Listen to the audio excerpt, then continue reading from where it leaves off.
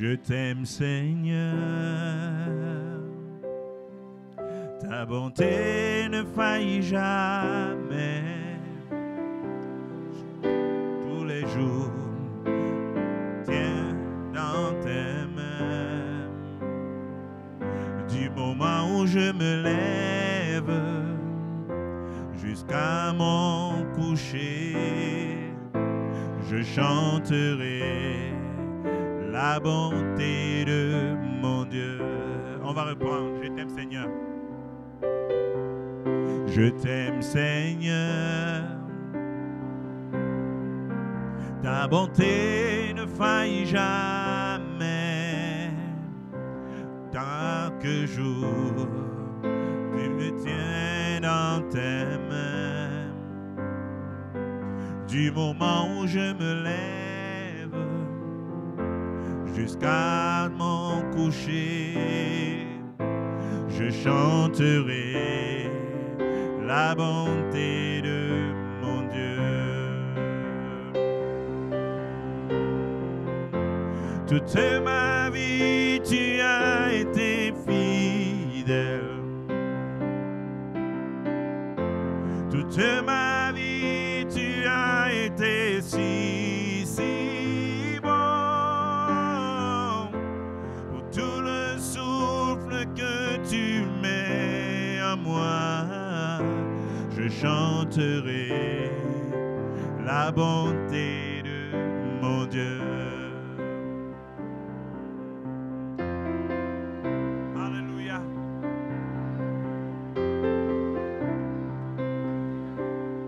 Oh, j'aime ta voix. Tu me conduis entre les preuves. Dans la nuit sombre, tu te tiens tout près de moi.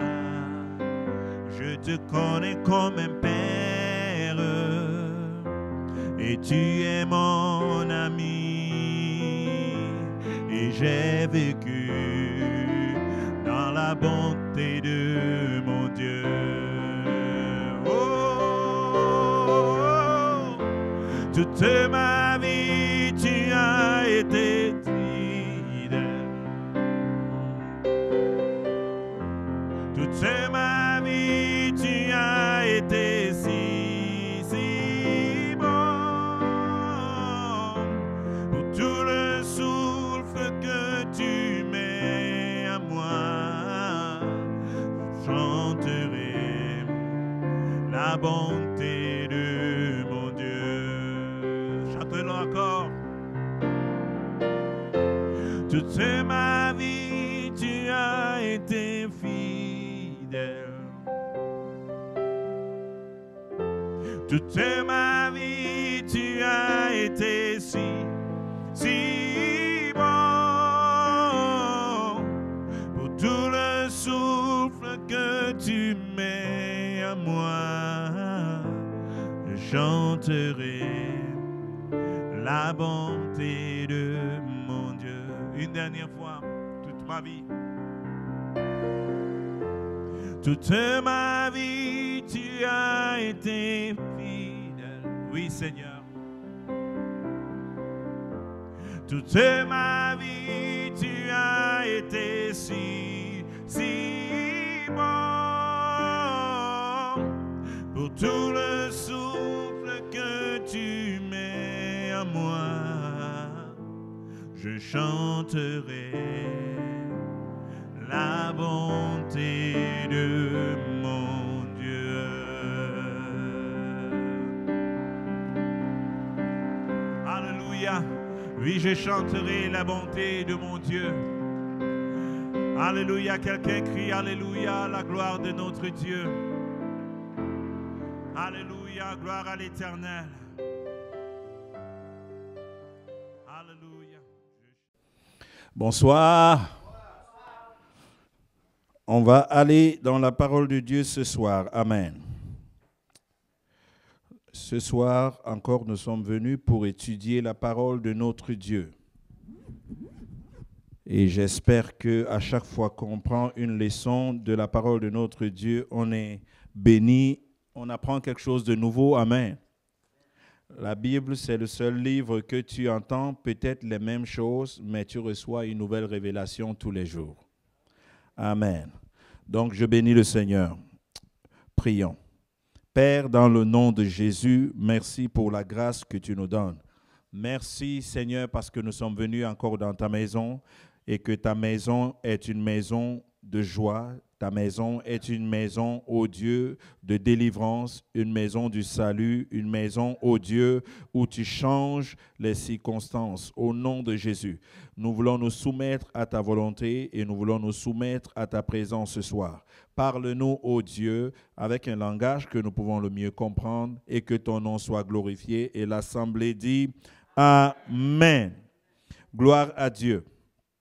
Ce soir, j'aimerais parler sur un thème, aimer Dieu. Amen. Tout à l'heure, quand j'ai donné le thème, quelqu'un s'est posé la question, qu'est-ce qui se passe? Je ne sais pas pourquoi, mais c'est la réaction qu'on a de nos jours quand on parle des sujets qui ne traitent pas sur notre ventre ou notre poche. C'est comme si ça sortait du commun. Amen. Mais j'aimerais quand même partager avec vous la pensée que le Seigneur m'a donnée sur l'amour de Dieu.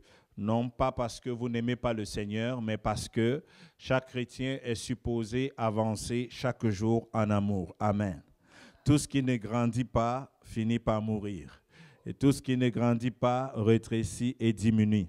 Donc, c'est pourquoi il est écrit que je puisse te connaître, toi et la puissance qui a ressuscité Jésus d'entre les morts.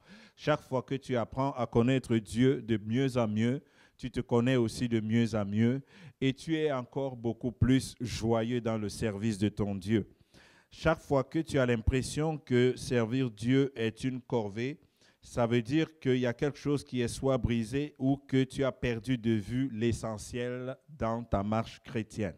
Donc, c'est pourquoi on peut considérer que cet enseignement est pour certains un refresh, donc pour nous rappeler que nous devons demeurer dans l'amour de Dieu. Alléluia. Merci Seigneur. Gloire à Dieu. Est-ce que l'Église est là ce soir? Amen. OK, on va aller dans la parole de Dieu rapidement.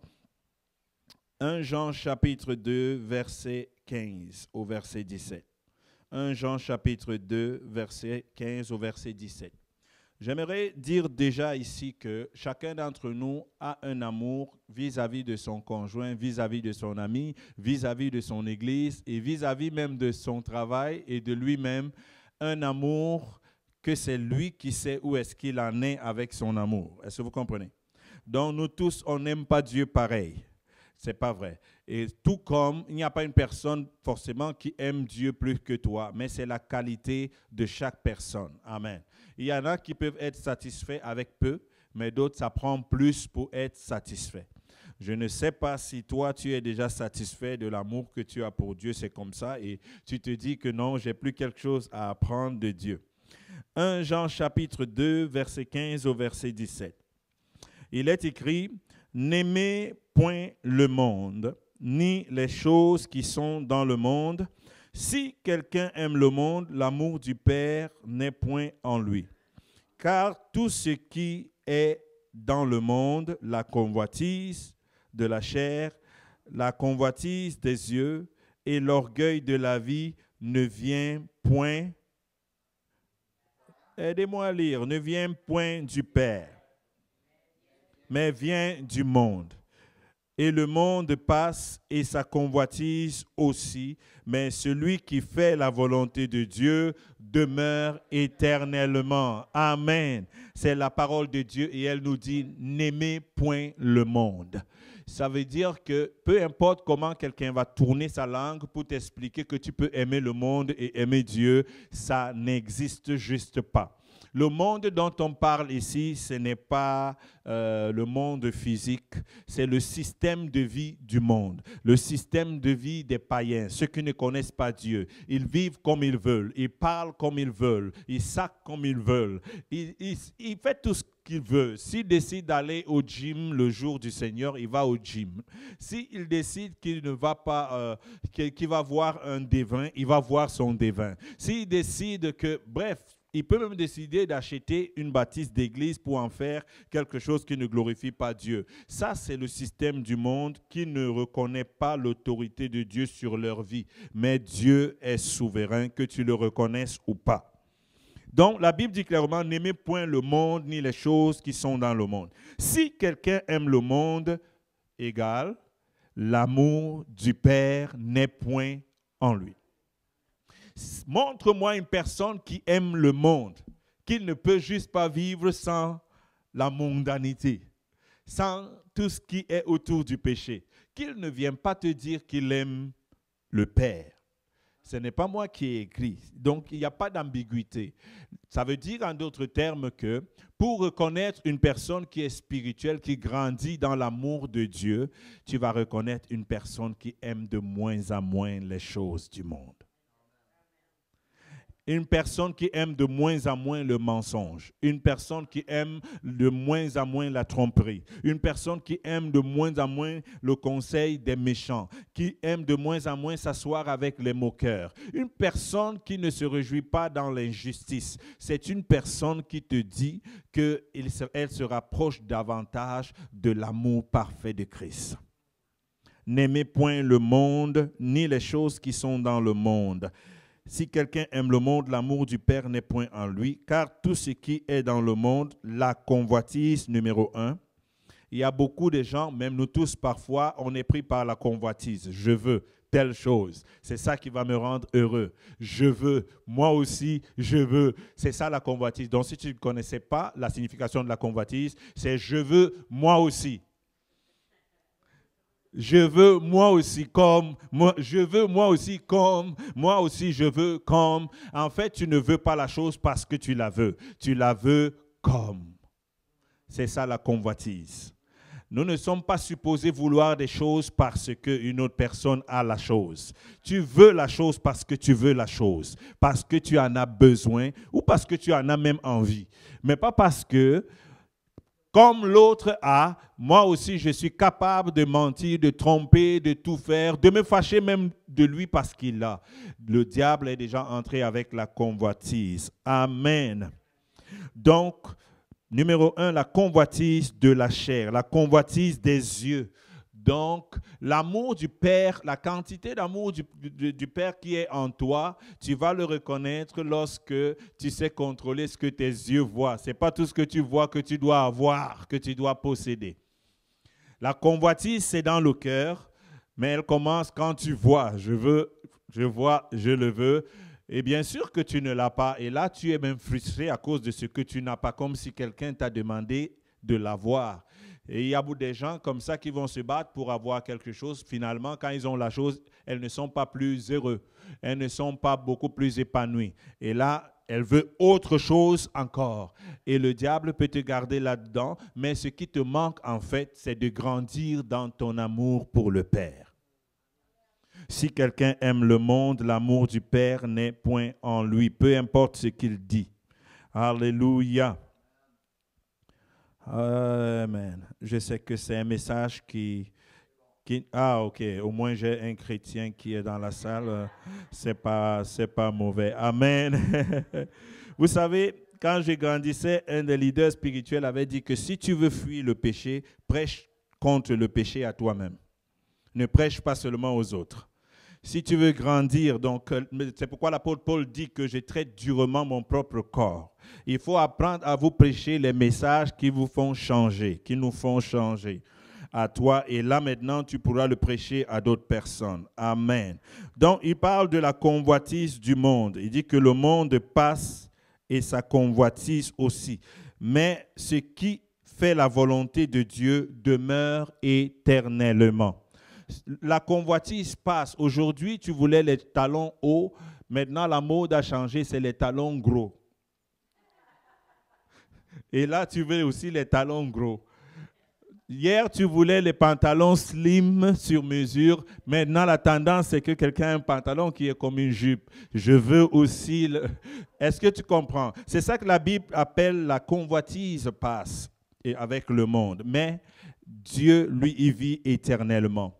Nous pouvons apprécier ces choses. Tu peux apprécier ces choses. Tu peux mettre un beau vêtement, un beau parfum. La Bible ici ne nous demande pas de ne pas apprécier les choses de la vie. Mais aimer quelque chose, ça veut dire que la chose est attachée à toi. Elle est attachée à ton équilibre psychique, spirituel même. Il y a des gens qui aiment tellement leur sac Gucci ou Chanel, elle peut tuer pour son sac Chanel. Pour ceux qui ne connaissent pas, c'est une grosse marque de sac.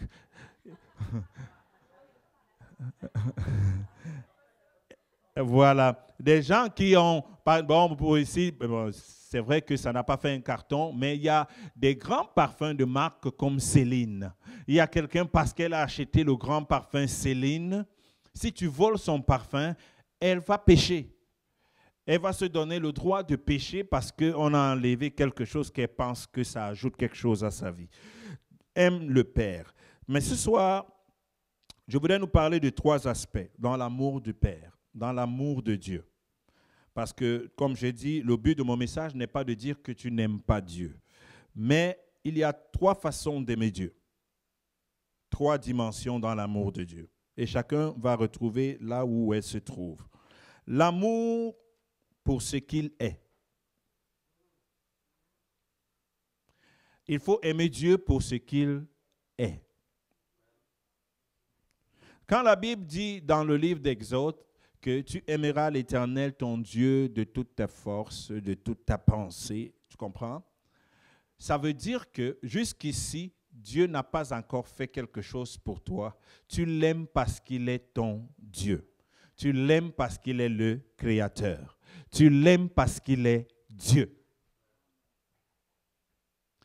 Mais ne vous y trompez pas, beaucoup de personnes sont passées à côté de cet amour, d'aimer Dieu juste parce qu'il est Dieu. Vous savez, aimer Dieu pour ce qu'il est, c'est ça qui va rendre authentique tout type d'amour que tu vas vouloir manifester. C'est comme dans un couple ou dans la famille. Si tu n'aimes pas ton conjoint, ta conjointe pour ce qu'elle est, tu auras un sérieux problème. Parce que ce qu'on fait peut changer. Amen. Mais ce qu'on est, quand tu as choisi un conjoint pour ce qu'il est, tu repars à la maison avec ce que la personne est. Si c'est une personne qui est une personne niaiseuse, je prends un exemple, tu ne seras pas étonné quand tu seras à la maison et qu'il va commencer à dire des niaiseries. Amen. C'est parce que tu l'as choisi pour ce qu'il est. Il n'est pas venu à la maison, maintenant tu commences à lui reprocher des choses alors que tu sais très bien qu'il y avait d'autres qui étaient très sérieux. Lui, il était tannant, il était niaiseux, il disait trop de blagues et tu l'as choisi pour ça. Donc Dieu est le vrai Dieu, celui qui nous aime inconditionnellement. Il est celui-là qui nous a aimés quand nous étions encore pécheurs. Il est le Dieu qui aime sans condition. Il est le Dieu qui ne nous choisit pas parce que nous méritons, mais il nous choisit à cause de son amour, point à la ligne. Donc ça, c'est ce qu'il est. Il est amour. Dieu est amour et je l'aime ou je veux l'aimer parce qu'il est amour. Dieu est juste et je l'aime parce qu'il n'est pas comme les juges de ce monde qui se font corrompre. Il n'est pas comme les gens qui disent que je suis avec toi maintenant et demain il dit que je ne suis plus avec toi. Il n'est pas comme les gens qui sont ondoyants et divergents. Il est juste. Il est fidèle. Est-ce qu'il y a quelqu'un qui aime Dieu ici parce qu'il est juste et parce qu'il est fidèle? Donc, à chaque fois que tu commences à perdre de vue ces valeurs-là, redis à toi-même, Luc, aime Dieu parce qu'il est fidèle. Aime Dieu parce qu'il est juste. J'aime le Seigneur parce qu'il est amour. J'aime le Seigneur. J'aime le Seigneur parce qu'il est... Ne commence pas à arriver directement à dire que tu aimes le Seigneur à cause de sa puissance. Ce sera pareil qu'une jeune fille qui dit « Oh, j'aime ce monsieur, il est très riche. » Ça sonne bizarre. Est-ce que vous comprenez? On parle vraiment ici de revenir et de maintenir, d'entretenir l'amour de Dieu. Ça veut dire qu'il n'a encore rien fait pour moi, mais la nature de qui il est me plaît. Et c'est à lui que je veux ressembler. C'est lui que je veux choisir. C'est lui que je veux suivre. Parce que j'aime qui il est. Tous ceux qui suivaient Jésus, ils ont commencé à suivre Jésus, pas à cause, avant que les miracles ne commencent, les gens aimaient déjà sa personne. C'est pourquoi ils pouvaient dire que les paroles, que nous aimons les paroles. À qui d'autre irons-nous? À les paroles de la vie. Ils aimaient la personne qui les valorisait, qui parlait comme une personne pleine et remplie d'amour. Amen. Dieu veut que nous grandissions et que nous maintenons notre amour désintéressé. Moi aussi, j'ai souvent fait des prières du genre, Seigneur, si tu ne me bénis pas, je quitte, je ne suis plus chrétien. Ça, c'est des prières des émotions. Avant que tu ne sois chrétien, Dieu était Dieu. Quand tu ne seras plus chrétien, il sera toujours Dieu. Avant que tu ne sois content, il était bon. Quand tu seras même fâché, il sera toujours bon. Et n'oublie jamais que Dieu n'est pas gentil. Dieu est bon. Les hommes peuvent être gentils parce qu'on fait le gentil ou on aime être gentil pour répondre à certains codes de la vie ou pour avoir certaines grâces. Mais une personne peut être gentille sans être bonne. Mais une personne ne peut pas être bonne sans être gentille. Est-ce que vous avez compris ou je dois recommencer? Donc, si tu dois être, entre parenthèses, si tu veux être quelque chose, sois bon. Une personne qui est bon. Quand tu es bon, tu seras forcément gentil. Mais les gens qui s'épuisent à être gentils, quand on te sort ses vrais dossiers, ses vrais forfaits, les choses qu'il fait, tu te demandes, est-ce que c'est la même personne? Parce qu'en fait, la personne n'a jamais aimé Dieu pour que Dieu lui communique sa bonté. Ne fais pas à autrui ce que tu n'aimerais pas qu'on te fasse. C'est une des règles de la bonté. Donc, ce n'est pas la gentillesse. Je ne te fais pas du bien parce que je suis gentil. Je te fais du bien parce que ça fait partie de la règle de la bonté. Et parce que j'aime Dieu qui est bon, je veux être bon. Je veux que sa bonté coule à moi. Si quelqu'un n'aime pas le Seigneur, il aime le monde. Tu ne peux pas être neutre que tu n'aimes ni le Seigneur ni le monde. Ça n'existe pas. Ce profil-là, il n'y a pas ça dans ma Bible. Si quelqu'un n'aime pas le Seigneur, la personne aime le monde même si elle ne le sait pas. Amen. J'aime le Seigneur pour qui il est. Il est le Père pour ceux qui n'ont pas de Père. Il est le Père des orphelins. Il est le mari pour la veuve. Il est celui qui est toujours du côté des pauvres, des affligés. Ça, c'est Dieu. Il n'est pas souvent du côté des pauvres. Il est toujours du côté des faibles. Ça, c'est Dieu. Donc, quand tu commences à voir que ton cœur t'envoie maintenant à aimer plus les forts, recommence à prier le Dieu de l'amour qui remet les pendules à l'heure. Dieu, il nous aime à cause de qui il est et nous devons l'aimer à cause de qui il est. Amen. Deuxième type d'amour.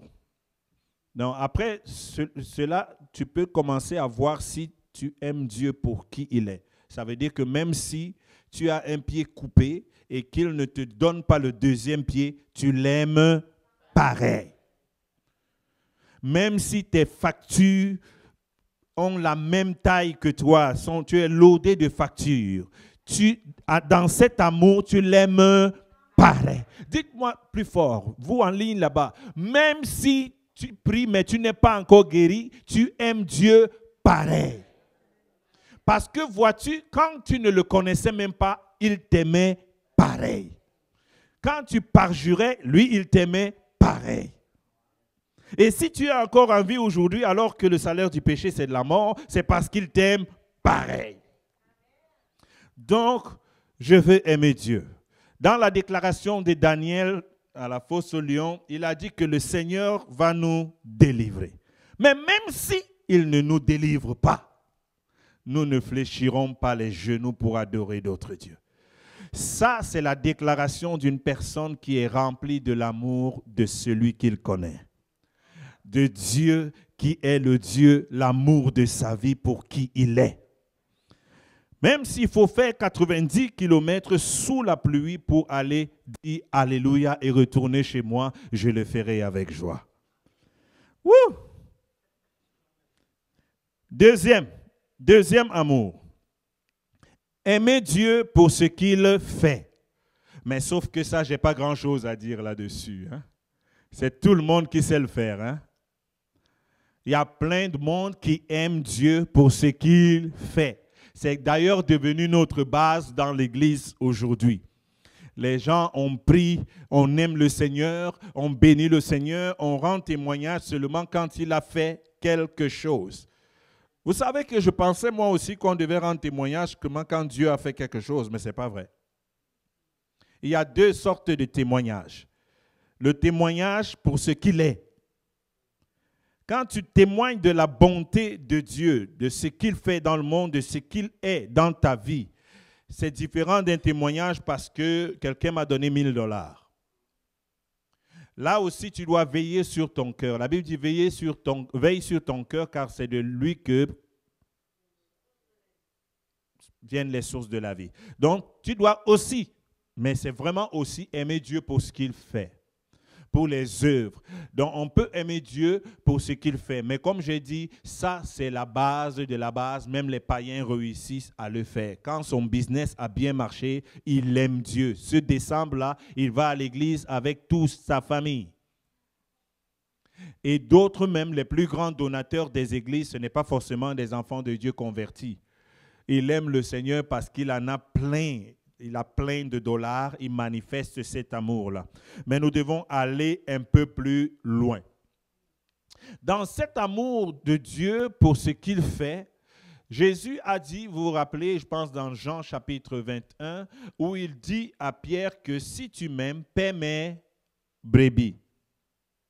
Aimer Dieu pour ce qu'il fait, il attend de nous qu'on réponde à cet amour. Je m'explique.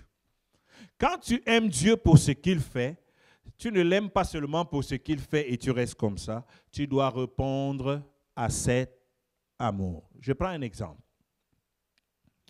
Tu as un conjoint ou une conjointe et que tu aimes un soir parce qu'il a fait des beaux plats.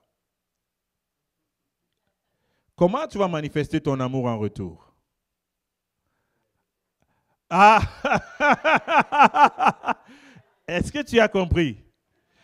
L'aspect de l'amour de Dieu pour ce qu'il fait, généralement, on doit répondre à cet amour. L'amour de Dieu pour ce qu'il est, on n'a pas besoin de répondre, de faire quelque chose pour lui. Il veut que nous puissions développer cet amour, c'est-à-dire que ce sentiment en nous. Mais lorsque Dieu fait quelque chose pour toi, apprends à répondre à l'amour de Dieu, à répondre aux œuvres de Dieu dans ta vie. Amen. C'est pourquoi la Bible parle de toutes sortes de prières avec des actions de grâce. Donc, répondre à cet amour, c'est une action que tu poses pour recevoir cet amour, pour apprécier davantage cet amour. Donc, quand tu aimes le Seigneur, Jésus a regardé Pierre, il a dit, Pierre, est-ce que tu m'aimes? Pierre a dit, oui, je t'aime. Ça, c'est quelle question, ça, Seigneur? Et à la troisième fois, Jésus lui dit, paie mes brebis. L'amour de Dieu pour ce qu'il fait, les enfants de Dieu, on doit répondre en prenant soin des brebis. Quand tu évangélises, tu manifestes l'amour pour le Seigneur. Quand tu témoignes que Jésus t'a sauvé, tu manifestes l'amour pour le Seigneur. Quand tu décides de faire à autrui ce que Dieu a fait pour toi, quand la Bible dit que nous sommes l'extension de son bras, que celui qui prend soin de la veuve et de l'orphelin aide le Seigneur, tu es en train de répondre à l'amour de Dieu pour ce qu'il a fait pour toi. Parce qu'il a fait pour moi, je le fais aussi pour les autres. Alléluia. Donc, c'est très important de pouvoir aimer le Seigneur au point de donner à l'autre ce qu'on a reçu du Seigneur. Pour ceux qui enseignent souvent aux leaders, l'apôtre Paul disait que, la Bible dit que ce que tu as reçu, toi aussi à ton tour, donne-le aux autres. Si tu as reçu l'amour de Dieu, tu dois partager cet amour de Dieu. On aime le Seigneur pour ce qu'il fait. Et on répond à cet amour en faisant aussi quelque chose. Alléluia. Si j'aime le Seigneur parce qu'il sauve les gens, il délivre les gens, le Seigneur dit, j'ai besoin de toi pour intercéder et prier. Lorsque tu te lèves et tu commences à prier pour les gens, tu es en train de manifester l'amour pour Dieu, l'amour pour l'œuvre de Dieu. Alléluia. Amen. 2 Timothée 4, 8. Mais avant ça, on va prendre Philippiens 3, 8, 11. Philippiens 3, 8, verset 11. Donc, je parle de l'amour de Dieu pour ce qu'il fait. Tu dois répondre à son amour. Tu dois faire quelque chose. Écoutez-moi bien maintenant. Je ne suis pas en train de dire que tu fais quelque chose pour que Dieu t'aime. Hein? Non. On se comprend bien? Dieu a fait des choses. Lorsque Dieu a délivré Israël de la main du Pharaon, la recommandation, c'est qu'il devait aller faire un sacrifice. C'était parce que Dieu leur enseignait à répondre aux œuvres de Dieu. Tu réponds à ce que Dieu a fait. Amen. Nous sommes à Philippiens 3, 8, verset 11. Et même je regarde toutes choses comme une perte à cause de l'excellence de la connaissance de Jésus-Christ, mon Seigneur, pour lequel j'ai renoncé à tout. Je vais parler du troisième point et du dernier point. Là, c'est aimer le Seigneur, aimer sa présence. Là maintenant, c'est là où je voulais m'arrêter un peu parce que chacun d'entre nous a besoin de grandir et exceller. J'ai dit numéro 1, c'est aimer Dieu pour ce qu'il est. Numéro 2, aimer Dieu pour ce qu'il fait. Ça veut dire le jour où le Seigneur me bénit, je lui chante souvent des louanges terribles. Amen. Et ce qu'il fait pour moi, je veux que les autres en profitent aussi. Je suis avec joie un missionnaire, un ambassadeur, un représentant du Seigneur parce qu'il a fait quelque chose dans ma vie. Un témoin est celui qui a vu quelque chose, qui a vécu quelque chose. Donc, mais le troisième amour maintenant, c'est aimer sa présence. Ça, ce n'est pas facile. Il y a des gens qui endurent sa présence, il y a des gens qui supportent sa présence, il y a des gens qui ignorent même sa présence. Ils aiment bien ce qu'il fait pour eux, mais ils n'ont pas appris à aimer sa présence.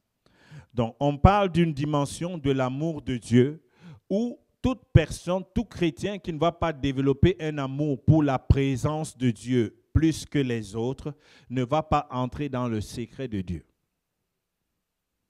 Je vais prendre encore mon exemple dans les couples. Est-ce que vous savez qu'une personne, tu peux aimer une personne, mais au bout d'un temps, tu ne supportes plus sa présence?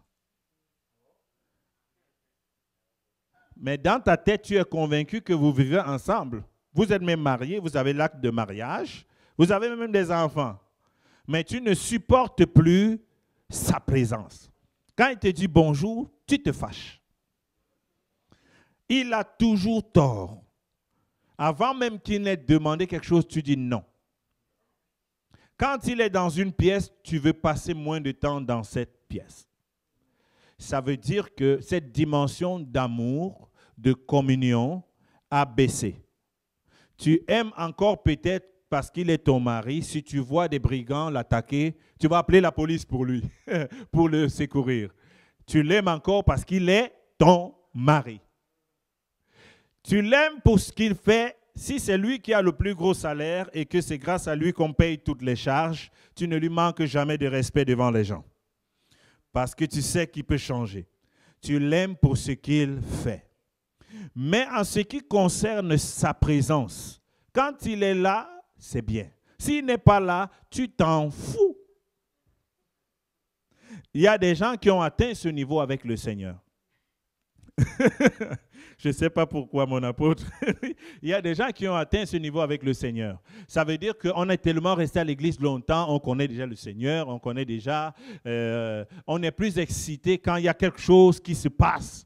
Mais on ne sait plus chérir sa présence à la maison, chérir sa présence. Donc, c'est pourquoi vous comprenez, donc, je vous explique pour que vous compreniez ce passage où nous avons dit, et même je regarde toute chose comme une perte à cause de l'excellence de la connaissance de Christ, mon Seigneur, pour lequel j'ai renoncé à tout. Cet amour de sa présence, c'est cet amour qui te pousse à renoncer à tout ce qui veut t'enlever de sa présence. Amen. Il dit qu'il a renoncé à tout. On n'a pas arraché tout de Paul, mais il a renoncé à tout. Et je les regarde comme de la... Quand Dieu est là, Paul regarde tout son or, son argent, son diamant comme de la boue. Parce qu'il a atteint un niveau où la présence du Seigneur le satisfait. Il chérit plus la présence de Dieu dans sa vie, l'Esprit de Dieu dans sa vie. Il a appris à prier, non pas seulement pour dire « Seigneur, révèle-toi à moi, je veux te connaître, qui tu es ». Non pas seulement pour dire « Seigneur, donne-moi telle chose », mais il y a des dimensions où tu pries, tu n'as pas de sujet de prière. La seule chose que tu es venu faire dans la présence du Seigneur, c'est que tu veux être à côté de lui pour lui ressembler davantage. Parce qu'aux dernières nouvelles, qui s'assemblent? Si tu passes beaucoup de temps avec une personne, tu vas finir par ressembler à la personne. Si tu passes moins de temps avec une personne, mais que les chèques passent toujours, mais que de temps en temps, elle t'appelle pour savoir si tu n'es pas en danger et que tout est beau, malheureusement, tu n'aimes pas la présence de la personne. Tu aimes ce que la personne représente pour toi. Mais ici, Paul dit que tout ce qu'il pensait avoir gagné, il les regardait comme la boue. Il dit comme la boue, afin de gagner Christ et d'être trouvé en lui, non avec ma justice, celle qui vient de la loi, mais avec celle qui s'obtient par la foi en Christ. La justice qui vient de Dieu par la foi, afin de connaître Christ et la puissance qu'il a ressuscité de la communion de ses souffrances. Ce degré d'amour t'invite à la communion de ses souffrances. Quelqu'un a dit « ouch ». Donc, c'est bien beau de dire, donc, il y a encore, dis à ton voisin, il y a encore des dimensions. Donc, parfois, on pense que c'est plate, on fait la même affaire. Non, non, il y a encore des dimensions. Continuons de monter. Paul était en train de soupirer après, donc il cherchait l'opportunité de communier, de participer à la souffrance de son bien-aimé. Tu vas comprendre pourquoi dans certains couples, c'est tellement évident. La femme a le cancer depuis 10 ans, mais le monsieur est là. Il a la communion dans la souffrance de son partenaire. Dans d'autres couples, à cause du cancer, ils ont divorcé la 2e année et certains même les 8 prochains mois. Ça veut dire qu'ils s'aimaient peut-être, mais juste les 2 premières parties. Il n'y avait pas cette dimension où chaque minute avec toi compte. Je m'en fous de ta condition, mais chaque seconde que le ciel peut me donner encore de passer avec toi.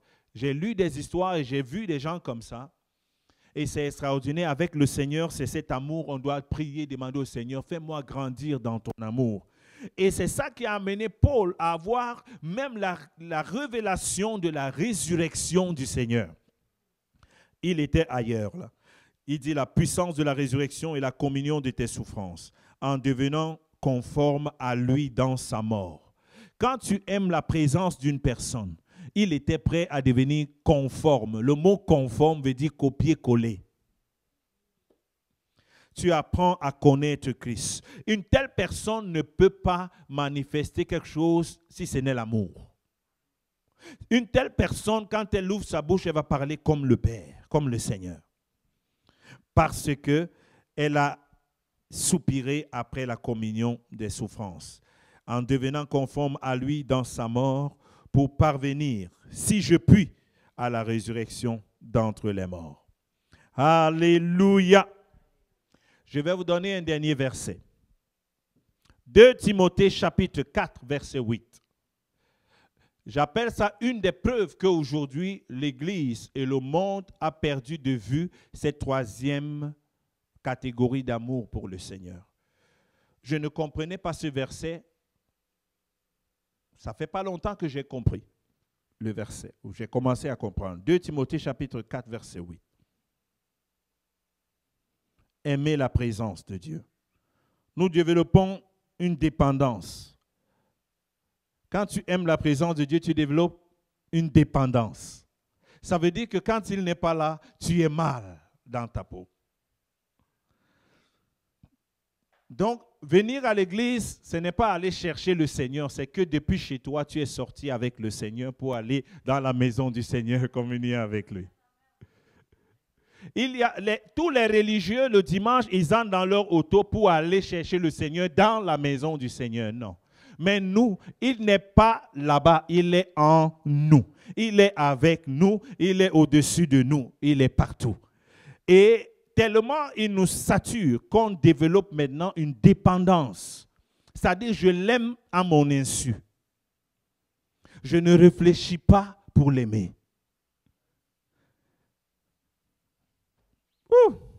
Quelqu'un dit dans sa tête un monde parfait. 2 Timothée chapitre 4 verset 8. La Bible dit, lisons ensemble si vous l'avez. Désormais, la couronne de justice m'est réservée. Le Seigneur, le juste juge, me la donnera dans ce jour-là. Et non seulement à moi, mais encore à tous ceux qui auront aimé son avènement. Dieu va donner la couronne à qui? Pas à ceux qui auront chanté à l'église, pas à ceux qui auront reçu le miracle, mais à ceux qui auront aimé son avènement. Je vais vous expliquer. Si tu n'aimes pas l'avènement du Seigneur, tu es au bas niveau de l'amour pour le Seigneur. Parce que c'est très facile, comme aujourd'hui le message de Jésus revient bientôt, il est presque mort. On appuie sur « donne ta vie à Jésus, tu as besoin de Jésus », mais on a l'impression que nous-mêmes, on ne croit plus à l'avènement du Seigneur. Mais plus tu apprends à connaître une personne, tu développes la dépendance. Tu languis, tu soupires après sa présence manifeste. Donc la Bible dit, Paul était en train de dire ici qu'il sait qu'il y a des choses que Dieu va donner aux gens seulement à ceux qui aiment son avènement, le fait qu'il revient. Les mercenaires et les bandits de l'Église n'ont rien à faire avec le retour du Seigneur. Est-ce que je peux redire ça? D'ailleurs, ils ont peur du retour du Seigneur parce que ce qu'ils disent derrière la chair et ce qu'ils font en cachette, ils n'aiment pas le Seigneur au point de vouloir qu'il revienne. Donc, il a beau parler avec sa bouche, j'aime le Seigneur, il n'a pas atteint cette position où Paul te dit qu'il aime l'idée que le Seigneur revient. Il est prêt à tout laisser parce que le Seigneur revient. J'ai juste besoin que tu sois là. Je n'ai besoin de rien d'autre parce que je sais que quand tu es là, tout est beau. Nous devons prier davantage que Dieu nous amène à l'aimer. À l'aimer, à l'aimer, à l'aimer. Vous savez ce que ça fait? Plus tu aimes le Seigneur, moins tu aimes le monde. Ne t'épuise pas à enseigner aux gens comment ne pas aimer le monde. Enseigne-leur comment aimer le Seigneur. Plus tu aimes le Seigneur, plus tu n'aimes pas le monde. Et plus tu aimes le Seigneur, plus tu ressembles au Seigneur. Plus tu t'affectionnes à l'amour de Dieu, plus tu vas t'affectionner aux choses d'en haut. Quand la Bible dit que nous tous, le visage découvert, nous contemplons comme dans un miroir la gloire de Dieu. Nous sommes transformés en la même image.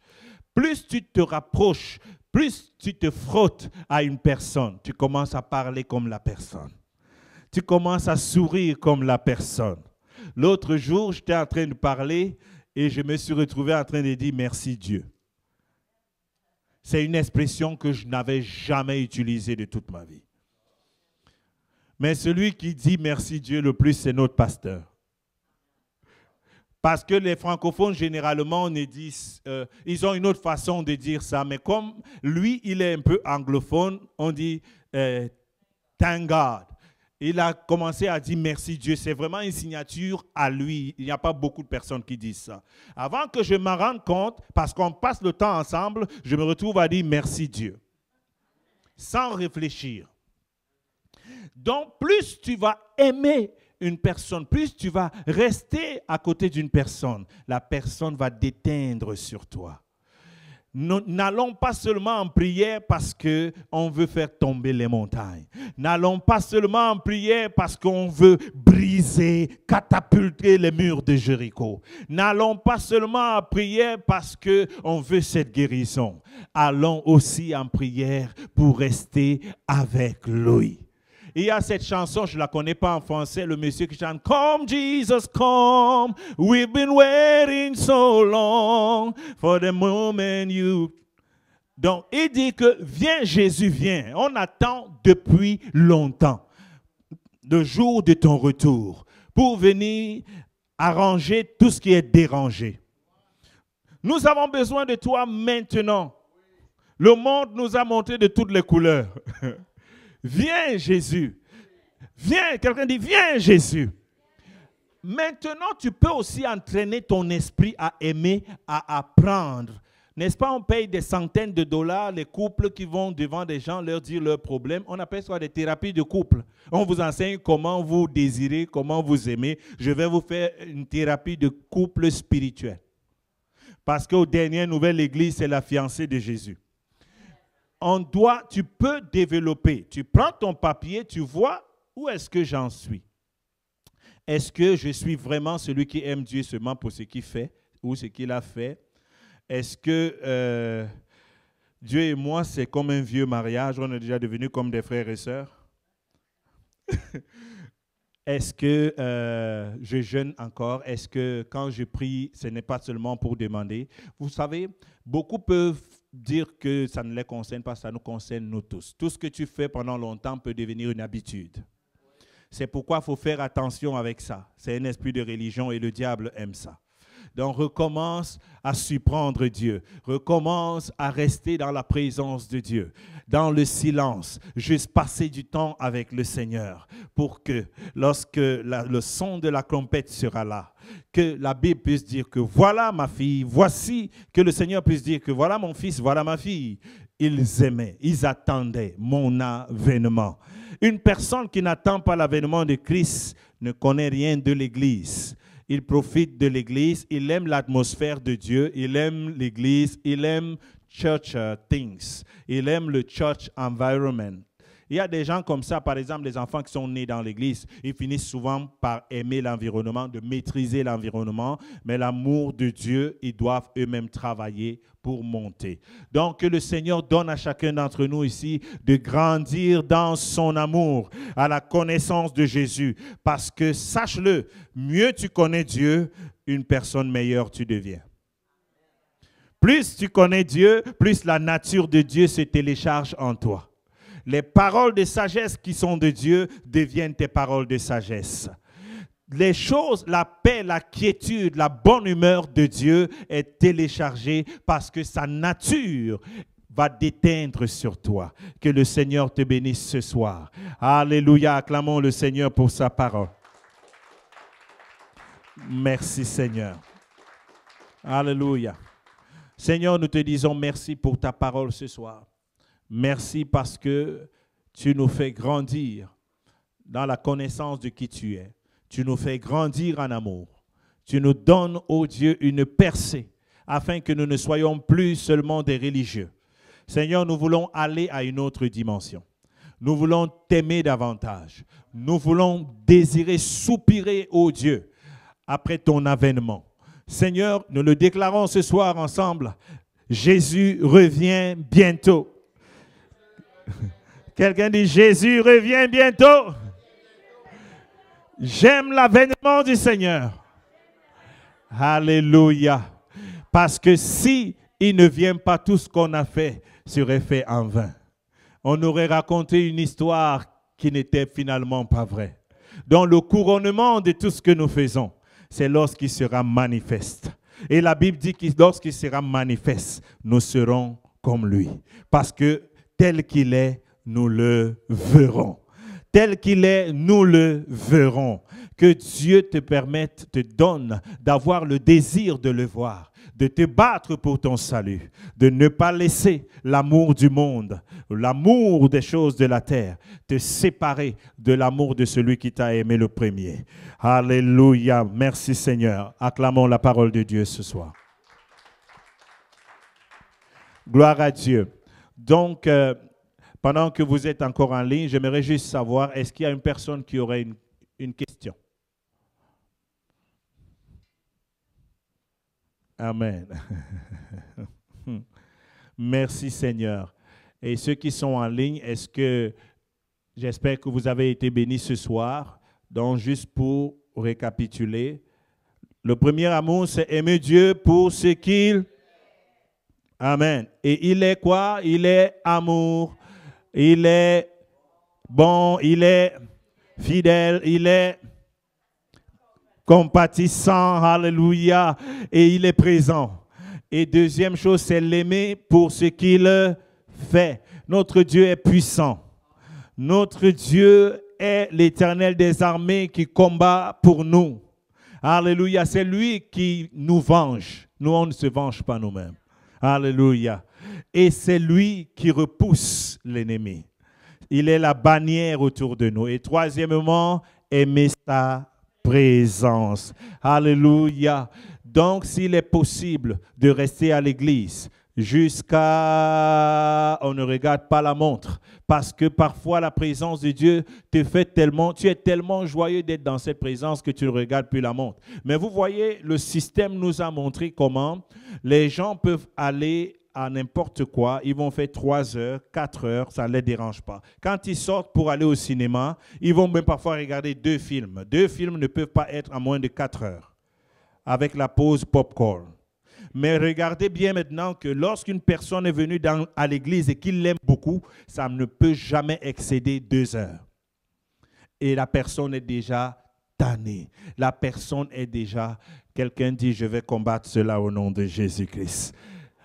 Il faut créer de l'équilibre. La personne va regarder des films, la personne va lire des choses même d'Halloween, il va faire des choses. Mais nous voulons également aimer la présence de Dieu au point de ne plus regarder l'heure en tout temps quand nous sommes dans la présence de Dieu. Levons-nous dans la présence de Dieu. Alléluia. Merci Seigneur. Père, je prie, merci pour la parole que nous avons reçue. Je prie pour ceux qui sont malades, pour ceux qui ont des défis, Seigneur, que tu les visites au nom de Jésus-Christ. Dans le glorieux nom de Jésus, ceux qui sont tombés, ceux qui ont abandonné la foi, ceux qui vivent l'éruption spirituelle et qui sont en train de décrocher la foi, je prie que tu les reboostes. Seigneur, que tu leur redonnes l'amour, ô Dieu. La parole dit que ce que j'ai contre toi, c'est que tu as abandonné ton premier amour. Dieu nous ramène à notre premier amour, qu'on puisse l'aimer, qu'on puisse le désirer, le suivre inconditionnellement. Père, bénis tous ceux qui sont connectés et merci pour ton amour. Au nom de Jésus, et l'Assemblée dit Amen. Au revoir à vous tous.